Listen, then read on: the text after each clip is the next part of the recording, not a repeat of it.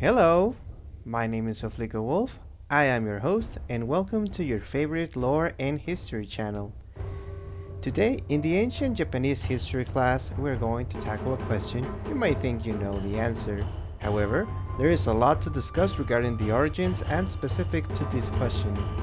I'm talking about what is a samurai really? Who were they? Where did they come from? What was their mission?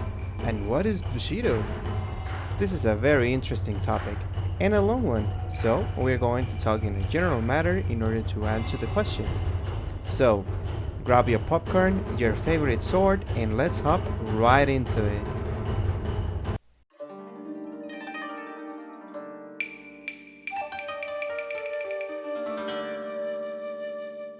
The samurai.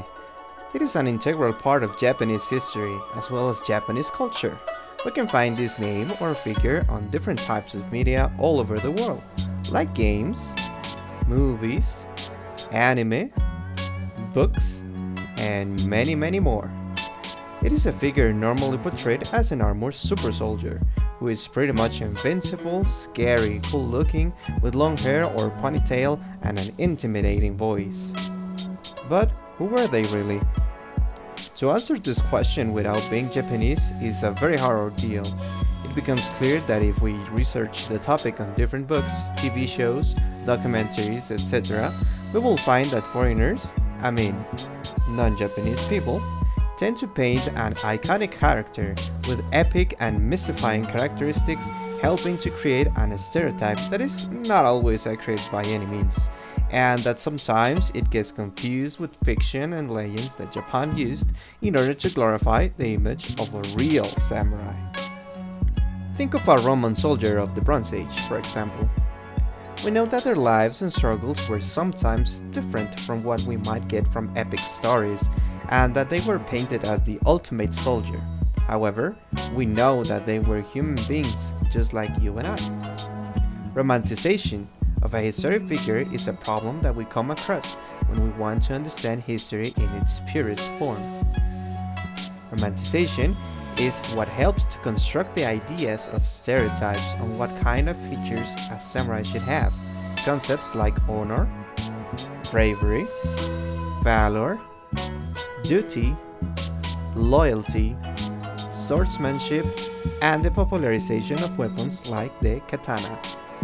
The objective of this video is to be able to forget all these concepts and stereotypes and begin to learn about real people, real accounts, real characters, and real history.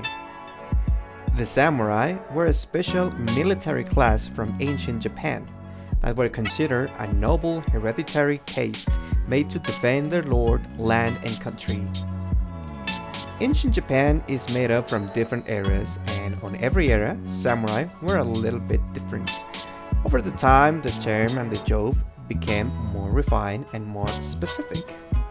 You see, the history of Japan can be studied from different times, which constitute eras and periods, which are the elements from how an era is described. For example, we have prehistoric, classic, feudal, modern, and postmodern Japan. What we normally think of as ancient Japan takes place from later classic era into early modern era. In other words, from Heian to Meiji period. That is approximately from the year 794 to 1912, being Sengoku Jidai, or the era of the Warring States, the most popular and famous.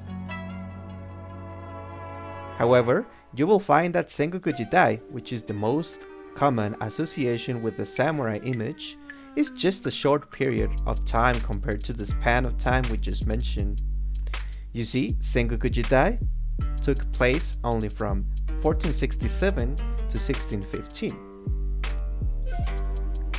The samurai trace their origins to the Heian period campaigns to subdue the native Emishi people in the Tohoku region. Around the same time, warriors were increasingly hired by wealthy landowners that had grown independent of the central government and built armies for their own protection. At this time, the two most powerful of these land-owning clans were the Minamoto and the Taira, which refined fighting techniques, concepts and blood nobility with hereditary roles, virtue concepts, and social roles. Don't worry, I plan on creating more videos talking about specific areas, regions, clans, and more. They were the well-paid, highly trained, sophisticated experts of different weapons and martial arts of the time. They were seen as the ultimate warrior, the last defense, and the first defense. Please note that a soldier and a samurai are different things. You see, foot soldiers, also known as ashigaru, were the frontline soldiers. They were the infantry employed by the samurai class, and samurai were considered the elite soldiers. So, the samurai were a specific warrior class that had traditions and rituals influenced by religions and philosophies prevalent in Japan and Asia throughout the ages, like Shinto, Buddhism, Zen, and Chinese Confucianism. We will talk about those philosophies later on the channel, don't worry about that. They were people who were educated in different disciplines, not just fighting. They had to know about politics, social conduct, social rituals, perseverance of the Japanese culture, and art, which was a high concept popularized on the Heian period. By the 12th century, upper-class samurai were highly literate because of the general introduction of Confucianism from China during the 7th to the 9th centuries. And in response to the perceived need to deal with the imperial court, who had monopoly on culture and literacy for most of the Heian period, they aspired to be more cultured and had more abilities of the nobility. As aristocrats for centuries, samurai developed their own cultures that influenced Japanese culture as a whole. The culture associated with the samurai, such as the tea ceremony, ink painting, rock gardens, and poetry, was adopted by warrior patrons throughout the centuries, from the 1200s to the 1600s. The samurai culture covers a lot of ground, from the battleground to the social life, so we will try to cover all of them throughout the videos that we are going to publish on this channel. The disciplines that a samurai was expected to have were noble hereditary title. You see, you cannot be a samurai just because you want to. Only in super rare cases a samurai could train someone and deliver the right for that someone to carry the title. But this was not easy or common. We also have things like horse riding, armed martial arts, a lot of martial arts, unarmed martial arts, again, a lot of them. Ukemi, which is the art of knowing how to block, counter, and recuperate from blows. Think of it as an art that teaches you how to fall. Survival skills, swimming, fencing, literature, combat, crafting of basic items like survival tools or items, kendo, and many more. Their philosophy circled around the noble virtues of the samurai, which was a concept popularized on the Edo period in order to describe the social and behavioral characteristics in a simple way. We have, on the first place, rectitude or justice.